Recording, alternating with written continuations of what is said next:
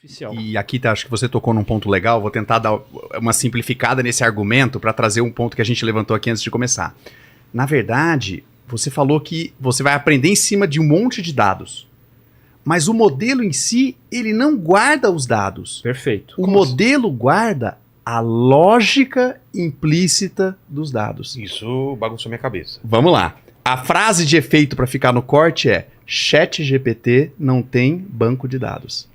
Eu imaginei que tinha um banco de dados que cada vez ia aumentando esse banco de dados. Exato, mas você Não. já tentou fazer a mesma pergunta 2 vezes para o ChatGPT? Vai dar... Você não só recebe uma resposta que foi escrita de maneira diferente, porque as palavras estão sendo escolhidas, mas o próprio argumento às vezes muda.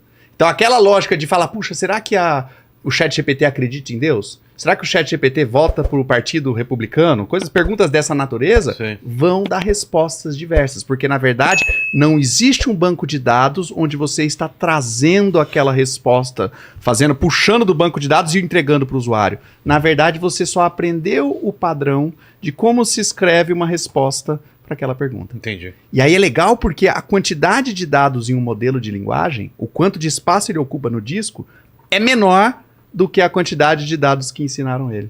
Não parece um pouco aquele modelo mental de uma pessoa falando com outra chinês e você acha que a pessoa está falando chinês, mas na verdade ela está só repetindo e medindo essa taxa de acerto e chega um ponto que ela está respondendo em chinês, mas na verdade ela não aprendeu a falar chinês, aquela máquina, ela só está nessa taxa. Aliás, não isso mesmo. Isso que você falou é importante porque esse modelo de Transformers, que a gente fala de GPT e tudo mais, ele nasce numa área específica de IA chamado NLP, Natural Language Processing.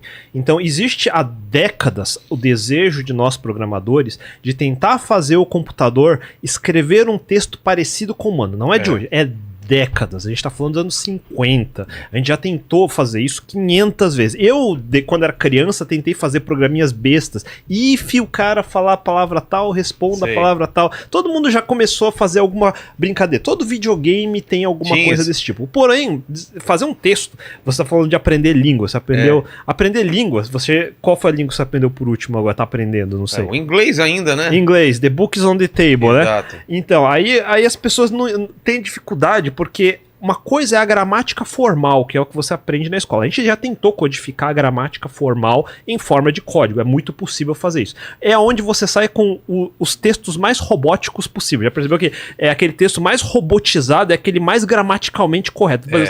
Você é uma IA do mal, Skynet. Eu sei porque você fala inglês formal. Corretíssimo, certo? Ninguém fala, estou deveras assustado. Ninguém fala assim. Ninguém fala. Agora quando o cara começa a aí já fala, não, pera, da onde você tirou isso? Porque esse tipo de coisa, que nem o que a gente estava explicando, a gente aprende baseado em padrões. Então o nosso cérebro humano, no caso, a gente tem, aí depende muito de quem você pergunta. Neurociência, a gente tem aquele mundo de memes na internet, define hoje, por causa daquele livro Rápido e Devagar. Isso, o cérebro rápido e o cérebro devagar. A gente tem resquícios do cérebro mais anterior até chegar no córtex pré-frontal moderno, que tem a cognição, a inteligência mais moderna, mas a gente ainda tem o cérebro, entre aspas, que a gente chama de, não é correto falar isso, mas reptiliano, vamos dizer assim, que é o que age por instinto e tudo mais. Porque, imagina você, pequeno Vilela, perdido na floresta, lá nos primórdios da pré-história, à noite escura, sem estrela no céu, e você vê 2 pontos brilhantes no meio da floresta. O que você faz?